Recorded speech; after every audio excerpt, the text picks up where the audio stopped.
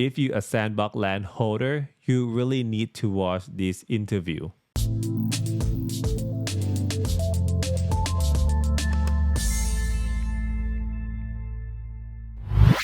GM, this is Nat from GM Learning Club.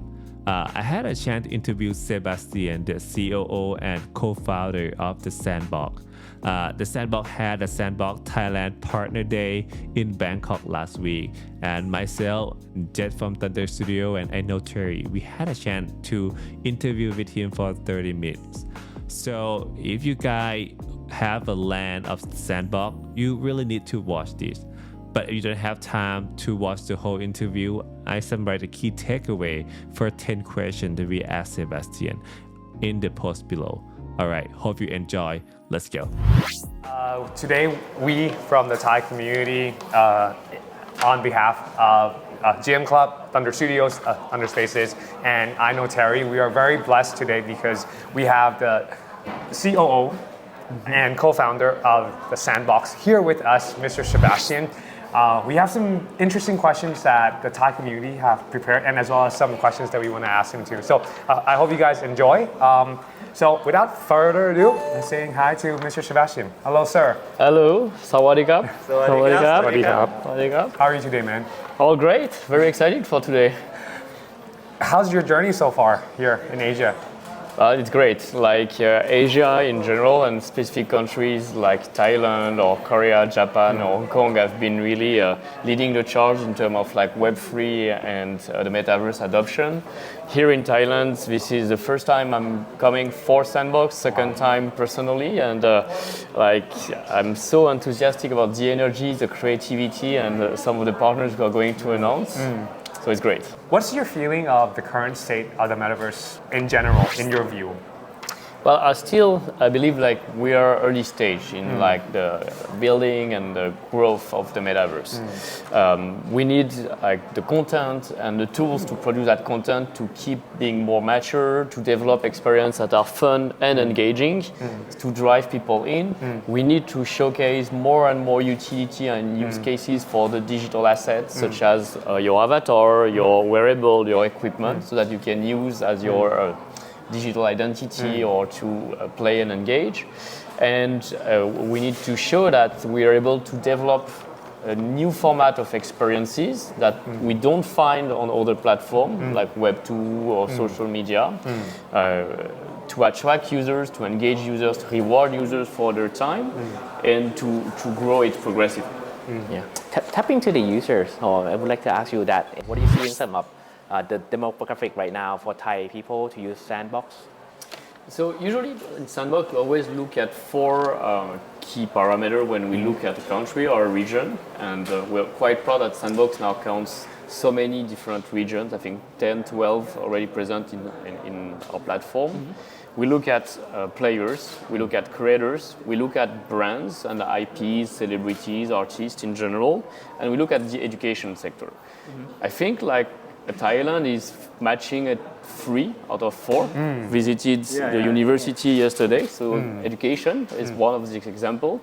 Creator, we're going to meet today 6 studios based in Thailand that's building great experiences.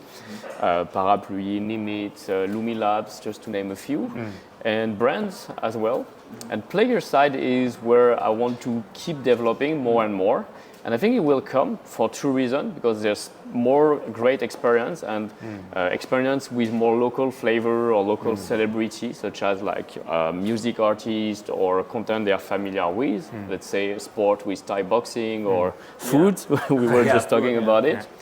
And basically as well, like the opening of Sandbox platform where any landowner can publish, meaning that more and more content to experience. Thai is quite an interesting market as well for like NFT and Web3. I believe like the Thai community is in our top 10 owner for lands, so that's quite impressive. Like Thai people understand the virtual real estate, land ownership, and the next step is once they own a land, let's engage them to build an experience on it. And when they open it, coming end of Q3 this year, bringing players and growing community and engagement through that. And it's mostly, so far, it's mostly adults, the audience. So we're seeing 18 to 45 years old as a key target audience, with a split 30% 18 to 25, 30% 25 to 35, and well, the rest. So it's not a kids platform like a Roblox or Minecraft. That's also a good sign, I think. That's very good sign, because initially I thought it's the same target group as the Roblox, but it's actually more open in terms of mature enough in terms of building a business on there, and also the creativity. So not just subject to that. This is very good. I think it's a function of like already understanding true digital ownership. So far, it's all the Web3 and NFT is more something that attracts adults rather than younger generation. Potentially, the fact that Sandbox at the moment is more a desktop experience, or the PC and Mac. It will come on mobile next year, so that might democratize more and skew the audience toward younger ages. But it's a good fact as well, because it means like our audience have purchasing power, they can be more engaged, and they consume content in a way that is also meaningful for the creators and the brands. It is. I have the next question. I think you answered a little bit already that now most of people are the player, maybe in the Web3, right? But how can we connect them from the Web3 to Web2? Or how can we bring the Web2 to understand more about the sandbox? So bringing brands, IPs, like focusing on entertainment in general, either sports, music, etc., is usually a great way to onboard the fans. Fans are looking at like how they can have a new way to engage with them. Not just everyone consume the same content passively, but more like how we have more customized experience, even one-to-one experience with your favorite brand or content. And the Metaverse is being like in a 3D spatial environment, has that capacity to create that new connection, to reward you for your engagement, proving that you're a fan, collecting digital asset, wearable, or sometimes physical, like there's one of these digital collecting physical merchandising thanks to your NFT ownership is one example. So I believe that's one of the directions that can bring users. Users come for the brand they are fan of, but then they stay on the platform. They discover other content from creators or other region of the world, and it starts to build like a network effect where people are spending more time and engaging across the whole platform. I believe it's also a function of by the number of experience that will be available. Right now, we are aware that Sandbox is still in beta. Creation tools are available, but the number of experience you can enjoy at a certain point of time is still limited. Like maybe a dozen. Right now, with May Festival, you have 70 experience. Which, well, once you've done them all, there's not much to bring you back until something new opens. And so that's why like user-generated content is also so important. That will bring that diversity of content and almost like this never-ending exploration and discovery. And that's why people are. We are always hooked on social media because what's next? What is the next content I'm going to discover, etc. I think Metaverse is all about exploration as well. What's your plan on trying to make it so simple that it allows for more people to get that experience that you're trying to create? So I think like the simplest way for a person to enter the Metaverse is through the avatar. Like that avatar, this 3D character, and we see some of them around us, they become our digital identity, and we start exploring with an avatar into those experiences. We have been improving, of course, the user experience and user journey as like you sign up. You no longer need a wallet to start signing up. You only need it at the moment where you're going to make a transaction. But we feel like you still need to understand you're in Web3. You're into a new paradigm shift where like we don't want to hide the wallet. We don't want to hide the blockchain. Like some people in the industry think that it is better. We think like we want to bring people into Web3, And Right. so far, Sandbox has 5 million users with a wallet. So we've been one of those driving force into Web3. We want people to know their own crypto, to know their own NFTs, that they can use them in Sandbox and on other games, and vice versa. Like the NFTs they have from anywhere else can be used in Sandbox. And it comes from education, from like building great use case, utility, content, and ultimately the avatar as your gateway to the metaverse. Interesting. That's amazing. That's good. Right.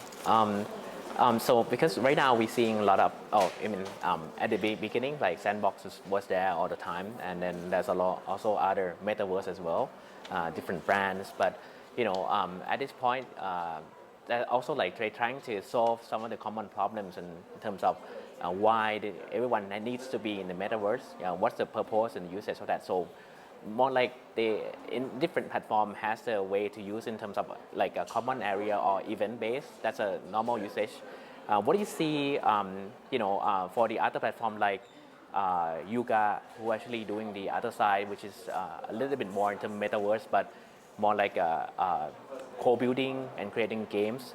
What do you see and into them, and then what's the differences that you think that let's build together that kind of way, but then what's the key differences that make Sandboxes much more greater? Absolutely. Well, first, let's just step down and think what's the concept of the metaverse or the open metaverse. Metaverse is not just one platform, not one virtual world. It's essentially like this myriad of virtual worlds. So that includes Decentraland, Somnium Space, Voxels, but also the other side, Sandbox, and it must have many worlds, many places and platforms to be like this concept where like you take your avatar, your asset, and you can move from one to another in seamless manner. Each one though can be targeting a different audience, can be accessible across a different platform like web, mobile, VR, AR, or desktop like Sandbox, and have its own specificities. Some will be more, like you said, for just gathering and events, but then nothing pretty much to do after that event has finished, but great when it happens. Some will be more around like storytelling and focus onto one core IP, one set of characters that they expand into a certain lore, which is more the case of other side. And Sandbox is at the core is user-generated content with gamification. Like our background at Sandbox is we've been 12 years in gaming, so we understand what makes people have fun, makes them want to explore, come back, compete with leaderboards, etc. Ultimately, it's great to have that diversity of choice, and it's great that one or many of them succeed. Like we want Decentraland to succeed, we want the other side to succeed because it brings more people into Web3. They have a wallet, and then they can engage with interoperability across other applications. So actually, the ideas of co-working between different platforms in the future. Also, like you also considering that too, right? To be much more open. Well, it doesn't need to be in the future. Actually, we have very good conversation in general with every actor in the space. We have, we contribute. We, for example, at Sandbox, are investor in the ApeCoin and the Yuga Labs. We own almost 60 Bored Ape. We showcase them in our experience, etc. So we have those mutual interests, and we support each other, which create this network effect. Also, we launched the Open Metaverse Alliance. It was announced in November 2022. Wow. It's like an association that regroups all the actors in Web3 participating in building the metaverse. We have different working groups where we try to solve topics like interoperability, reputation, portaling, transportation, regulatory aspects, etc. To try to also build standards to facilitate this concept of interoperability. Wow, that's amazing. I probably like I know that nobody is one of the competitors of the kind, but in terms of working towards each other, the same goal, that's very good to know. What's the benefit ultimately for someone to buy a piece of land on Sandbox, hold that NFT? So land, like first for people who are not familiar, what is land? Land is like a piece of real estate, digital space that they can use to publish their experience. That's how other users with their avatar access and experience. And in the case of Sandbox, land is an NFT, and we have a map that is finite with a finite number of land, 166, 464.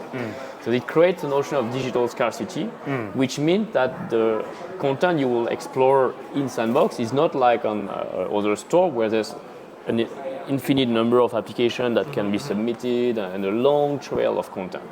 There will be only the best content that will, in a way, stay on the platform. Land is, you need it to publish your content. You can access that monetization. You can create gating mechanism.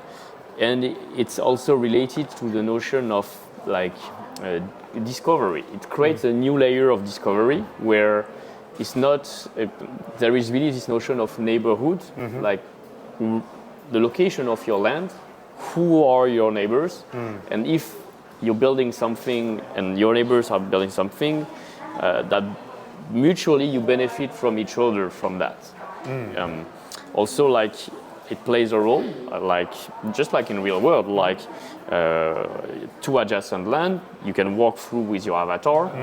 When you, or imagine where you're on Google Map, you zoom in into like, hey, I'm looking for Bangkok, and here is the FYI center, but oh, there's this cool restaurant nearby, and I'm hungry right It's now. going to be more like open world. So when it creates, right? exactly. Because right now it's kind of within the map, right now.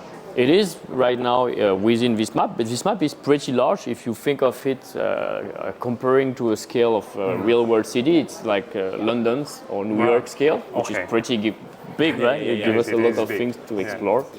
It's also, it goes back to this idea of like exploring discovery. There's always something new around, and you just have to walk to find it out. So it's quite in our nature as human, and we see the same in virtual world with our avatar to go on and explore. Now, what would an ideal landowner for you look like? So what's an ideal landowner is a landowner who will like build some content and develop the activity, because land alone, it's empty. So it's not really interesting to explore for the community, doesn't contribute in like growing the overall value of the map and retaining users. So it's our role as a platform to make sure that content creation is as simple, as accessible as possible. We've done that already with our game maker, which is a no-code, providing templates in the game maker. So in one click, you get an experience. It can be a social hub, a dance club, a gallery, a simple parkour game. But we want to keep further. Imagine like you don't even need to download Game Maker, and on your dashboard in the future, in one click, you have your land. You have one click, I want this template. I can put it almost like I don't know if you're familiar with Shopify or WordPress templates, $1 or some free, easy and customization. That's the idea of the land. And everyone in their land, maybe they should have their own home or apartment. They could just put 2 free frames or display their NFT, and that's it to welcome people. So building is essential. AI is also an interesting opportunity, actually, that we are obviously exploring already to facilitate, because with Game Maker you create experience by drag and dropping, no code. With AI you just prompt text. Basically everyone knows how to text. So now everyone can create content. Maybe not so, AI evolved fast. It's already creating avatars. It's capable of creating buildings. Soon it will create live experience, and they will become better. To type it, you make the land become The experience and imagination, right? Yes. So I want a rock concert. That might be a few years until like it's perfect, but it's a start, you know. And I think it doesn't need to be all like that super YouTube concert. Like you can have various quality of content, as long as like it's so easy to create. Everyone is really proud. There's always this emotional attachments to creating. Regarding to the brand, like when the brand actually, or even the SME they want to build something on land. So the user who actually expecting to be able to take part in this as a journey, so meaning they want to do some, trying to participate, like getting some adventures throughout the brand, brand provide the journey to them, so they recognize and be able to interact and or trying to engage what the brand provides as a real world services, right? Or is that like the main goal of having the brand doing something on the land to collect users? So we're a creative platform. Our mission is to empower anyone to become a creator. And so we want brands who consider being in the metaverse to open themselves to this idea of co-creation, to this idea of user-generated content, and to take this an opportunity to reinvent themselves. So not necessarily try to copy what they are already doing in physical world. That didn't work. Like we saw it before with Second Life, we saw it to some extent with more in Roblox now, etc. Like a new platform requires a new format of entertainment, and people doesn't want to see the same way, because they will, I believe, like if you try to copy in 3D, you'll never do as good as what a website in 2D can allow you to do. So that's an opportunity here to rethink something that's more native to the format. The second thing that, like we're a platform, and our mission is to empower those creators to grow into an ecosystem that needs to be, that will become successful as they are the one that knows better how to serve a brand. Like we don't know all the answers, or like how each brand can be best integrated in the metaverse, but there's like brilliant people, very creative people and talented agencies that can do that ideation, and we provide them the tools to make this happen, whether it's in entertainment, in media, in music, in sports, in fashion, in gaming. Those are areas that work. But we also saw it in banking, in finance, in work, in education. And we were surprised. Like we were not thinking that Sandbox would be used for education at the beginning, or like for like teaching about Web3 security, like Ledger, or having like banks or companies like PwC use it in a way to explain Web3 to their users. And still it happened, and it's been very successful for them. Also like using the Metaverse and Sandbox as a force for driving positive impact, the sustainability, environmental support, etc., more inclusivity for women. It's way that project and creator brought, and like we're super happy to be the platform that allow them to convey that message and do that. That's great. So it's very open, and also unlock the limit, unlimited, like in terms of creations and idea for the brand as well, so they can reinvent themselves, giving more chances to actually be able to connect with the new players.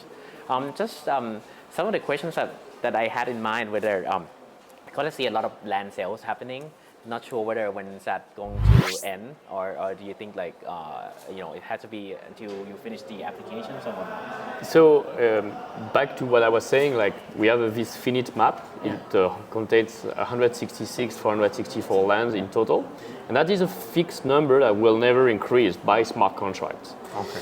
We sold about 75% of the map to date, and the way we chose to sell it is some project like Decentraland, they sold 100% at the beginning, genesis of Decentraland, and then it's gone.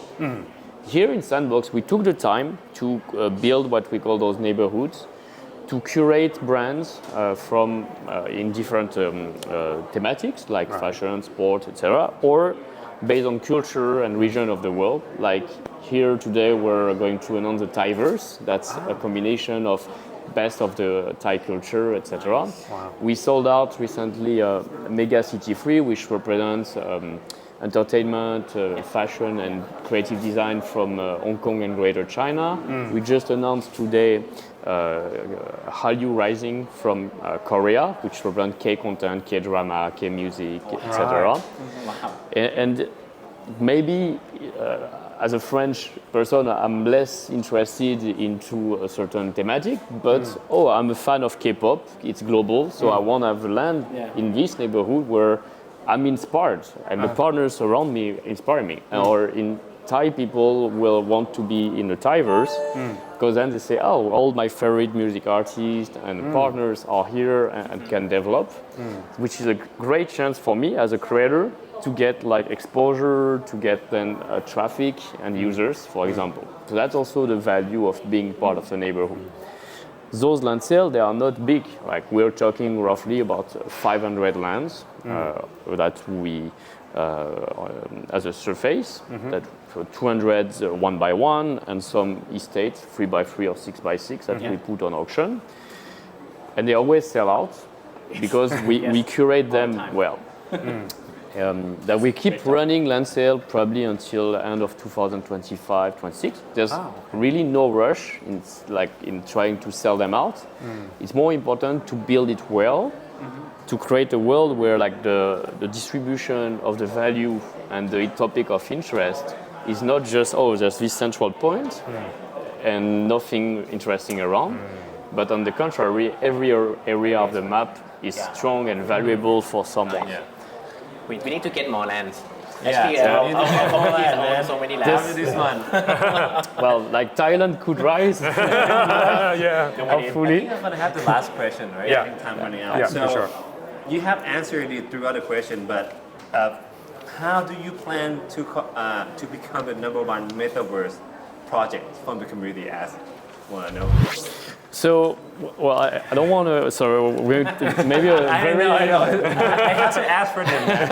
This is true. very modest answer. I think the goal is not to be the #1. The goal is to be a place where they want to play, they want to build, and that we can still be a driving force to attract more users to Web3 and to the Metaverse. Like, let's focus on that, making sure they have fun, that they want to come back into it, and then maybe that it will mean we're the #1 for someone, but maybe we're not the #1 for everyone. Yeah. #1 for I someone. agree with that. I love that quote. Nice. All right. I love that. I love that. So, do you have any words? Because this video will be watched by our Thai community. You mind saying something to them on behalf of the Sandbox? Well, absolutely. Well, thank you for being part of the Thai community, being a landowner if you're already a landowner. So, and if you're not yet a landowner, or at least try to create an avatar, try for yourself the experience. Hopefully you'll be inspired. Try to download GameMaker and build some content. There's always contests and rewards for that. And well, we hope that the Thai community, the Thaiverse, will be a very interesting neighborhood on the map. And I will have many reasons to come back to Bangkok very soon. Amen. I love that. I love that. Thank I you. love that. Thank for you your so time. much, Sebastian. Thank you so much for your time, man. Thank you. Thank you. Thank you. Thank you.